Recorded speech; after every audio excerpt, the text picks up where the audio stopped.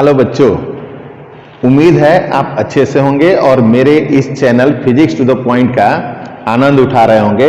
तो आपके लिए मैं इस पेंडेमिक सिचुएशन में स्टेप वाइज लेक्चर, जैसा कि मैं बार बार आपसे बोलता हूं स्टेप वाइज लेक्चर, तो ये मेरा लेक्चर नंबर 6 है, जिसमें मैं पहले से ही आप लोगों को ये एक्सप्लेन कर चुका हूं, पहले ही नोटिस कर चुका हूं कि ये मेरा जो 6 लेक्चर होगा वो ऑप्टिकल इंस्ट्रूमेंट से रिलेटेड होगा। तो ऑप्टिकल इंस्ट्रूमेंट में जो हम लोगों का इस बार का टर्म 2 के लिए जो सिलेबस है, उसमें वैसे तो ऑप्टिकल इंस्ट्रूमेंट बहुत से हैं। ऑप्टिकल इंस्ट्रूमेंट में simple microscope, compound microscope, telescope, astronomical telescope, Cassegrain telescope, Newtonian telescope, ये सब हैं। लेकिन इनमें से केवल हम लोगों को 3 ही पढ़ना है, केवल 3 ऑप्टिकल इंस्ट्रूमेंट पढ़ना है, simple microscope, compound microscope and telescope, astronomical telescope. तो हम आते हैं, डिस्कस करते हैं सिंपल माइक्रोस्कोप क्या होता है इसके बारे में। देखिए, सिंपल माइक्रोस्कोप में एक कन्वेक्स लेंस होता है, स्मॉल अपर्चर का कन्वेक्स लेंस होता है। इसी लेंस को हम लोग एक मेटल के बने फ्रेम में फिट कर देते हैं। गोल गोल होता है, इस तरह का होता है। मेटल का बना फ्रेम का मतलब क्या हुआ, ऐसे गोल फ्रेम होता है ये, और इस फ्रेम के अंदर ये क्या होता है, लेंस फिटेड होता है। ये कौन सा लेंस होता है, ये वाला लेंस होता है, और इसमें इस तरह का होता है। आप लोग देखे होंगे, हम लोग छोटे छोटे माइक्रोस वगैरह देखने के लिए यूज करते हैं इसका। ये आपका कन्वेक्स लेंस, वुड का बना हुआ फ्रेम, मेटल फ्रेम, इसमें फिट किया रहता है।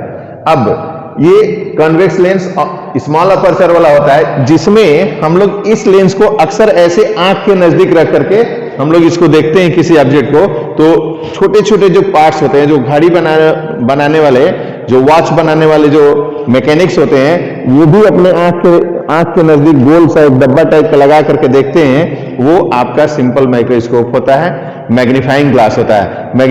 मैग्नीफाइंग ग्लास से ही इसको देखते हैं। तो मैग्नीफाइंग ग्लास क्या है, सिंपल माइक्रोस्कोप क्या है, तो इसको हम लोग कह सकते हैं कि मैग्नीफाइंग ग्लास में या सिंपल माइक्रोस्कोप में एक कन्वेक्स लेंस होता है स्मॉल अपर्चर का, उसको हम लोग मेटल फ्रेम में या वुड फ्रेम में इस तरीके से फिट करते हैं। और फिट करने के बाद इसमें ऑब्जेक्ट को, ये देखिए, लेंस के दोनों सरफेस से ये आपका फोकस हो गया और ये एफ डैश हो गया। तो इसमें ऑब्जेक्ट को हम लोग कहां रखते हैं, प्रिंसिपल फोकस और ऑप्टिकल सेंटर के बीच में प्लेस करते हैं। अगर इस ऑब्जेक्ट को हम प्रिंसिपल फोकस के बाहर रखेंगे तो इस साइड इमेज देगा, रियल और इन्वर्टेड देगा। लेकिन ये वाला जो ऑब्जेक्ट है, ये फोकस और ऑप्टिकल सेंटर के बीच होने की वजह से इसका इमेज इसी साइड बना रहा है, हाईली मैग्नीफाइंग दे रहा है, यानी बड़ा दे रहा है, और वर्चुअल दे रहा है, इरेक्ट दे रहा है। इसीलिए हम लोग किसी छोटे से पार्ट्स को या छोटे छोटे पार्ट्स को देखते हैं हम लोग, या बहुत छोटे छोटे जो लेटर है उसको अगर हम लोग इसको लगा करके देखेंगे तो ये हमें बड़ा दिखाई देता है। तो इस तरीके से ये वर्क करता है। अब हम लोग को इसके बारे में लिखना होगा, तो हम लोग कैसे लिखेंगे, बहुत सिंपल वे में। कभी भी किसी ऑप्टिकल इंस्ट्रूमेंट के बारे में लिखिए तो लिखिए कि it is an optical instrument. तो इसको हम लोग एक्सप्लेन करते हैं कि a simple microscope is an optical instrument in which a convex lens is fitted in a metal frame or wooden frame. In this apparatus, object placed between focus and optical center. As a result, their image is to be found same side of object, virtual and highly magnifying and erect. Virtual बनेगा, object से बड़ा बनेगा, और same side of object बनेगा। तो इस तरीके से ये वर्क करता है। अब हम लोग इसका मैग्नीफाइंग पावर पर डिस्कस कर लेते हैं। तो ये देखिए, ये वाला जो एंगल बना है, ये ऑब्जेक्ट का एंगल हो गया अल्फा, और ये पूरा एंगल लेंगे ये, तो ये इमेज का एंगल हो गया आपका beta.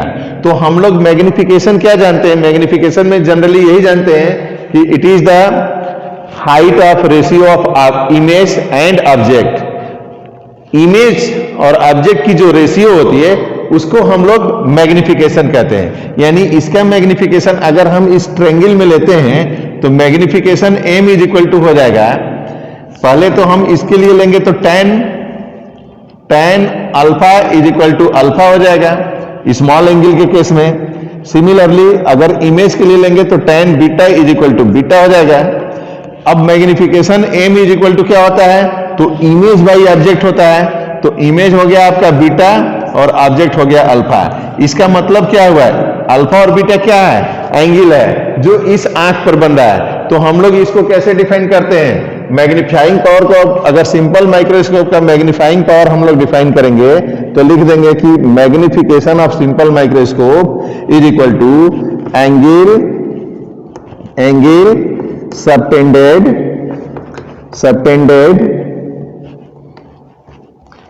Eight eye bye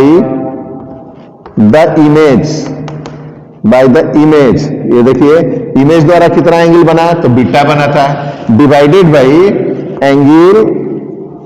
angle subtended by the object at eye. लेकिन कब, जब ऑब्जेक्ट कहां रखा गया हो, लीस्ट डिस्टिंक्ट रीजन यानी d is equal to 25 centimetre. Normal distance है, हमारे नॉर्मल आई के लिए नॉर्मल डिस्टेंस लेते हैं 25 सेंटीमीटर। यानी कि मैग्नीफाइंग पावर को हम लोग जब कभी भी डिफाइन करना हो तो एक बार और सुन लीजिए, it is the ratio of angle subtend at eye by the image and angle subtend by the object at eye when object is at least distinct vision. तो इस तरीके से हम m इज इक्वल टू ये formula लिख लेते हैं magnifying power का। एक मैग्नीफाइंग पावर का और भी कंडीशन है जिसको समझिए, इसको हम लोग इस लेंस को कितने नाम से जानते हैं, ये जो सिंपल माइक्रोस्कोप में जो यूज हो रहा है इसको कितने नाम से जानते हैं हम लोग, इसके चार नाम है, इसको जानिए। सिंपल माइक्रोस्कोप, आई पीस, आंख के नजदीक रख करके देखते हैं इसलिए आई पीस। छोटे छोटे वर्ड को स्मॉल लेटर को पढ़ने के लिए हम लोग स्टडी करने के लिए भी इसका यूज करते हैं, इसलिए इसको स्टडी लेंस भी कहते हैं। ये छोटे से वर्ड को लेटर को बड़ा इमेज बना के दिखाता है, इसलिए इसको मैग्नीफाइंग ग्लास भी कहते हैं। तो simple microscope, eye piece, magnifying glass and study glass, चार नामों से जाना जाता है इसको। इस बात को आप लोग नोट करके रखिए, इस बात को याद करके रखिए। जब कभी भी ऑब्जेक्टिव टाइप क्वेश्चन अगर आप किसी कंपटीशन वगैरह में जाते हैं तो ये नाम पूछा जा सकता है, तो ये आपके लिए है। अब इसका मैग्निफिकेशन कैलकुलेट करने के लिए सिंपल सा मेथड है, हम लोग जानते हैं लेंस इक्वेशन, ये हम कर देते हैं कैलकुलेशन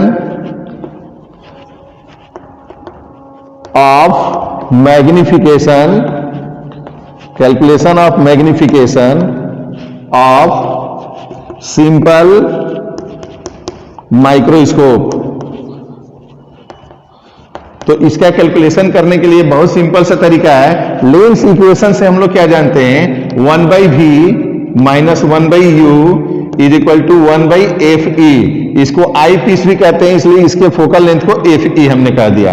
अब हम लोग दोनों तरफ क्या किए, इधर भी v से मल्टीप्लाई कर दिए और बदले में हम इधर भी v से मल्टीप्लाई कर देते हैं। तो मल्टीप्लाई कर दिए तो v/v minus v/u is equal to v/fe आ गया। देखिए बहुत आसान सा है।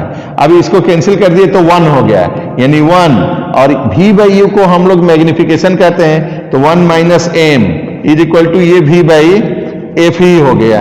अब जरा देखिए यहां पर v is equal to minus d, it is a least distance between the least distinct vision.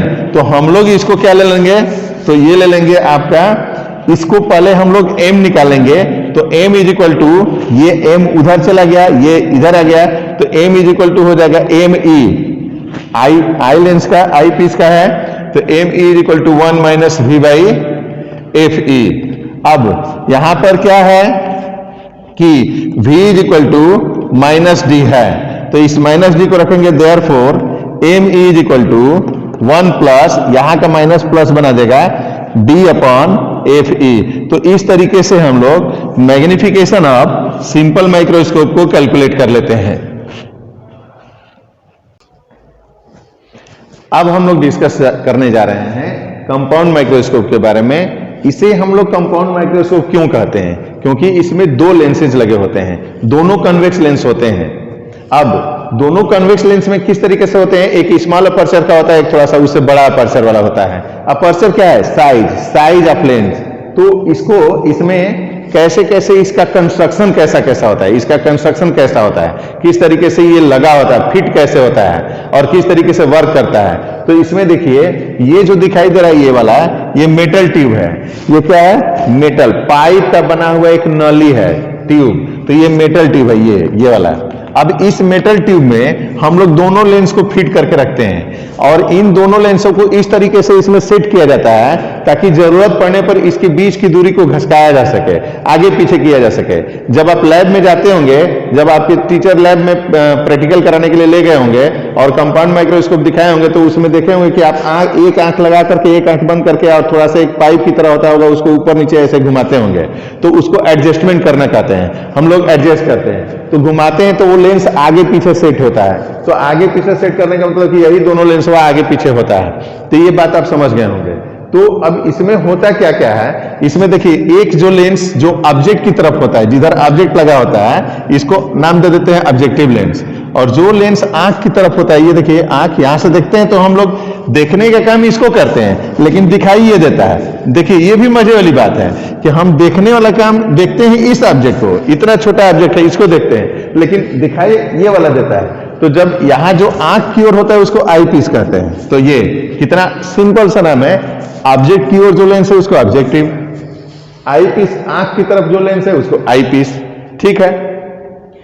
अब इसमें होता क्या है, ये जो ऑब्जेक्ट लेंस है ये इस ऑब्जेक्ट का इमेज बना देता है in the front of eye piece, eye piece के फ्रंट पे, यानी आई पीस के सामने। ये ऑब्जेक्ट इसका इमेज आई पीस के सामने बनाया। अब ये जो आई पीस के सामने जो इमेज बना था, इस वाले ऑब्जेक्ट का जो इमेज था वो आई पीस के लिए ऑब्जेक्ट का काम करने लगता है, ऑब्जेक्ट की तरह बिहेव करता है। तो ये आई पीस इस वाले इमेजवा का, यानी जो ऑब्जेक्ट है इसके लिए ऑब्जेक्ट है, इसके लिए इमेज है। ऑब्जेक्टिव लेंस के लिए ये इमेज है, लेकिन आई पीस के लिए ऑब्जेक्ट है। तो इस ऑब्जेक्ट का वर्चुअल, इरेक्ट और हाईली मैग्नीफाइंग इमेज बना देता है, जो कि यहां से दिखाई देता है। तो ये कंडीशन है हम लोग का कंपाउंड माइक्रोस्कोप का। ये उसके अंदर का इंजन है, इंजन, उसके ऊपर चेचिस लगा देंगे हम लोग, बॉडी लगा देंगे, तो यही एक कंपाउंड माइक्रोस्कोप बन जाएगा। तो अंदरवा में इस तरीके से सेट होता है। अब यहां पर देखिए ये जो ऑब्जेक्ट है इसका जो एंगल है ये अल्फा लेते हैं, अल्फा है, और इसकी हाइट h ले लिए। और यहां पर जो इमेज बना रहा है फर्स्ट इमेज, इसको कहते हैं फर्स्ट इमेज और इसको कहते हैं फाइनल इमेज। तो यहां जो फर्स्ट इमेज दे रहा है इसका जो एंगल है यहां बीटा है, तो इसका भी मैग्निफिकेशन वही होगा, angle subtend by the final image at the eyes. And final image का मतलब क्या हुआ, angle subtend by the final image, मतलब ये वाला इमेज। तो आंख पर इस फाइनल इमेज द्वारा कितना एंगल बनाया गया, यानी कि बीटा कितना था, और ऑब्जेक्ट द्वारा इस आंख पर कितना एंगल बनाया गया, इसकी जो रेशियो होगी उसको हम लोग कंपाउंड माइक्रोस्कोप का मैग्निफिकेशन कहेंगे। और इसका मैग्निफिकेशन निकालना बहुत ही आसान है। जैसे मान लीजिए यहां पर जो एंगल बन रहा है, इसको यहां पर देखिए ना, देखिए राइट एंगल ट्रायंगल बन रहा है, ये वाला राइट एंगल ट्रायंगल। तो राइट एंगल ट्रायंगल बन रहा है, तो आपका पहले हम लोग ले लेते हैं इमेज वाला।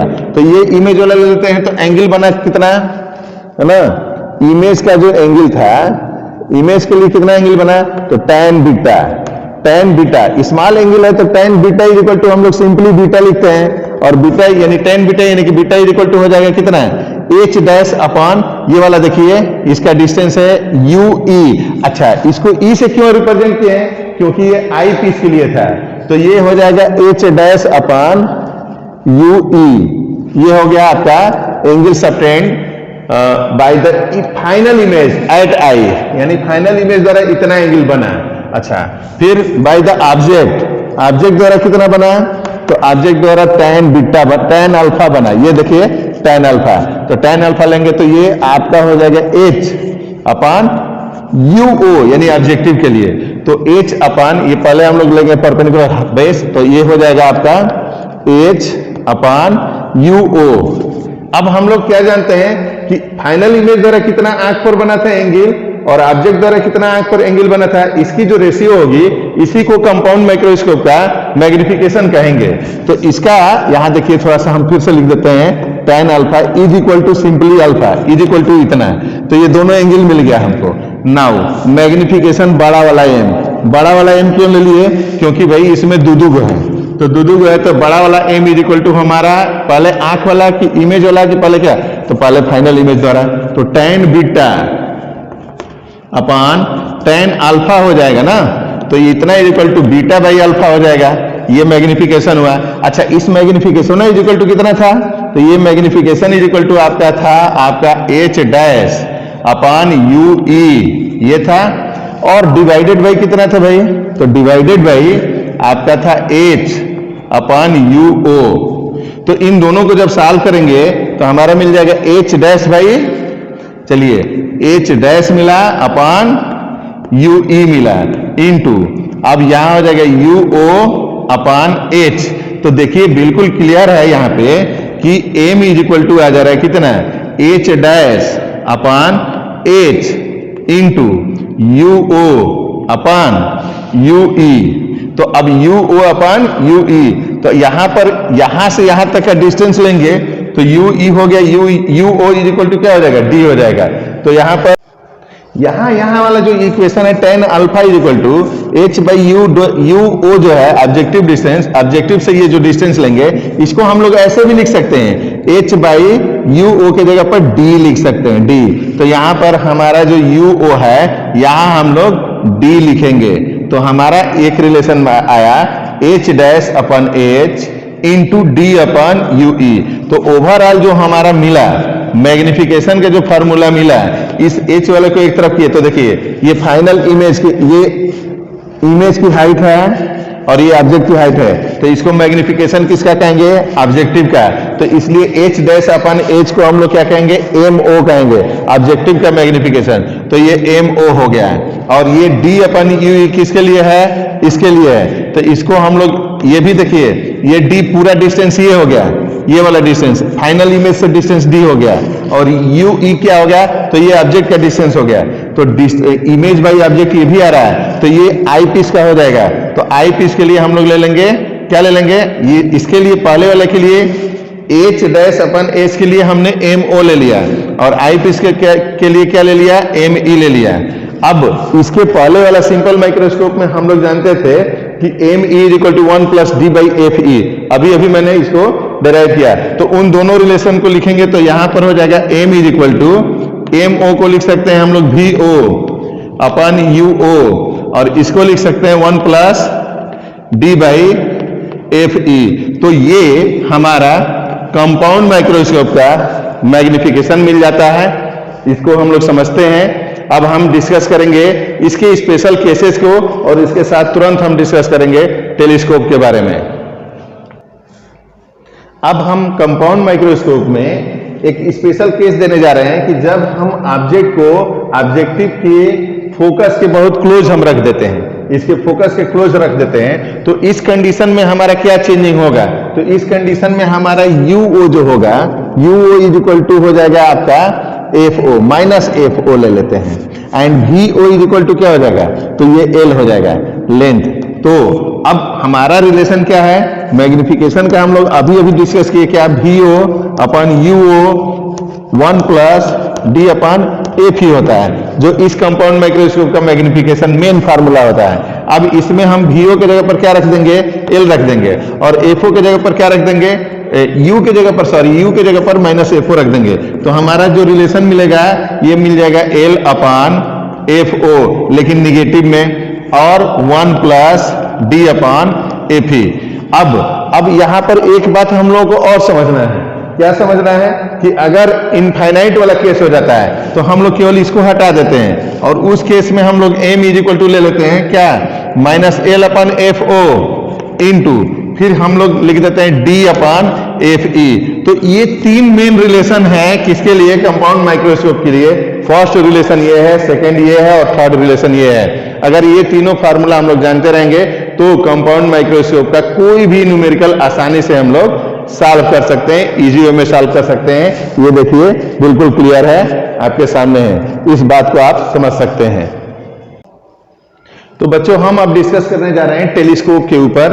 ये जो टेलीस्कोप एस्ट्रोनॉमिकल टेलीस्कोप है, एस्ट्रोनॉमिकल टेलीस्कोप बिल्कुल कंपाउंड माइक्रोस्कोप की तरह होता है। इसमें हालांकि जो ग्राउंड टू ग्राउंड देखने के लिए होता है, ग्राउंड से ग्राउंड पर देखने के लिए जो टेलीस्कोप होते हैं उसमें एक कनकेव और दूसरा कनकेव लेंस होता है, एक कन्वेक्स लेंस होता है और दूसरा कनकेव लेंस होता है। लेकिन जो एस्ट्रोनॉमिकल टेलीस्कोप होते हैं उसमें दोनों कन्वेक्स लेंस होता है। तो कन्वेक्स लेंस ये एस्ट्रोनॉमिकल टेलीस्कोप हम लोग बनाते कैसे हैं, तो बिल्कुल सेम कंस्ट्रक्शन आपको देखने से लग रहा होगा, लेकिन इसमें थोड़ा सा डिफरेंस है। इसमें 2 कन्वेक्स लेंसेज लेते हैं, 2 कन्वेक्स लेंस को लेकर के कोएक्सियली इसको फिट करते हैं, यानी एक ही एक्सिस पर फिट करते हैं। हम लोग दोनों कंडीशन ले सकते हैं, दोनों कन्वेक्स लेंस सेम साइज का भी हो सकता है और डिफरेंट साइज का भी हो सकता है। तो यहां पर हमने जो दोनों कन्वेक्स लेंस लिया है वो सेम साइज का लिया है। बस इसमें जो लेंस बिल्कुल कंपाउंड माइक्रोस्कोप की तरह होता है, जो लेंस ऑब्जेक्ट की तरफ होता है उसको हम लोग ऑब्जेक्टिव कह देते हैं, और जिधर से हम लोग देखते हैं इसको,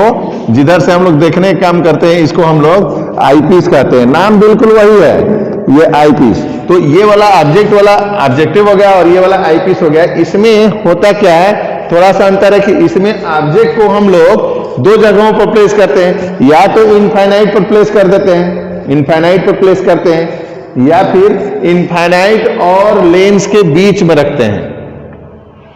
इसको हम लोग बेस पर नहीं रखते हैं, ऑब्जेक्ट को कंसीडर करते हैं, ऐसा एज्यूम करते हैं कहां कि इनफाइनाइट, जैसे मून हो गया, सन हो गया, स्टार हो गए, तो इनफाइनाइट और लेंस के बीच का जो डिस्टेंस है वो ले लेते हैं। इसलिए आप देखे होंगे कि ये जो ऑब्जेक्ट को दिखाया गया है ये थोड़ा इस बेस पॉइंट से ऊपर दिखाया गया होगा।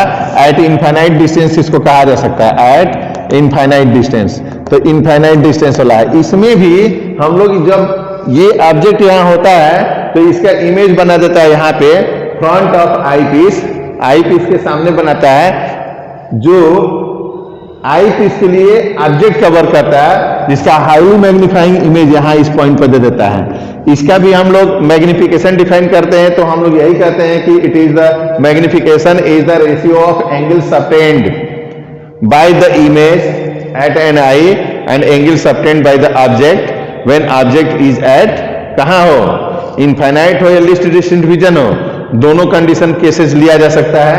अब यहां पर हमने क्या किया कि यहां मैग्निफिकेशन के लिए हम लोग ले सकते हैं m is equal to tan beta is upon tan alpha, बिल्कुल उसी की तरह। और in the case of small angle only we take beta by alpha. अब इसको हम लोग कैलकुलेट करेंगे यहां से, इसका हाइट और ये डिस्टेंस, फिर इसका हाइट ले लेते हैं, ये वाला डिस्टेंस ले लेते हैं और फिर इसी का हाइट ले लेते हैं। तो ओवरऑल जो कैलकुलेशन होता है मैग्निफिकेशन, तो मैग्निफिकेशन का जो कैलकुलेशन आएगा वो आ जाएगा, ये आपका FO हो जाएगा और ये माइनस UE हो जाएगा। तो m इज इक्वल टू हम लोग ले लेते हैं क्या, FO अपॉन UE। ये कंडीशन हो जाता है आपका मैग्निफिकेशन के लिए। ये एस्ट्रोनॉमिकल टेलीस्कोप के बारे में सिंपल सा एक्सप्लेनेशन है, इसका केवल फार्मूला है। इसका डिटेल्स जब हम आपको चैप्टर की समरी देंगे, उसके न्यूमेरिकल्स को समझाएंगे, तो उसमें कैलकुलेट करेंगे और स्पेशली इसको डिस्कस करेंगे कि टेलीस्कोप का जो कंपाउंड माइक्रोस्कोप, टेलीस्कोप से रिलेटेड जो न्यूमेरिकल्स बनते हैं वो किस तरीके से बनते हैं और कौन कौन से फार्मूला यूज करते हैं, और इसके स्पेशल कंडीशन को उसमें हम एक्सप्लेन करेंगे। उम्मीद है हमारा ये लेक्चर आप लोगों को समझ में आ रहा होगा और आप स्टेप वाइज इस लेक्चर का आनंद ले रहे होंगे। अब हमारा अगला लेक्चर समरी होगा इसका और न्यूमेरिकल से रिलेटेड होगा, न्यूमेरिकल टिप्स होगी, उसको आप देखना ना भूलें, उसको आप जरूर देखें। इसके साथ ही हम जब समरी देंगे तो उसके बाद हमारा नेक्स्ट लेक्चर वेव ऑप्टिक्स से रिलेटेड होगा। और अब हम आपके सामने वेव ऑप्टिक्स का सिलेबस लेकर के क्लासिफाइड करके अगले लेक्चर में बताएंगे कि हमारा वो जो वेव ऑप्टिक्स चैप्टर है वो कितने सीरीज में बनता है, कितने लेक्चर में बनता है। तब तक के लिए आप इस स्टेप वाइज लेक्चर का आनंद लें और हम आपके साथ, आपके सहयोग में हमेशा आपके लिए प्रयासरत। आप अच्छे से पढ़ें, बेहतर तरीके से हमारे इस लेक्चर का आनंद उठावें। तब तक के लिए थैंक्स।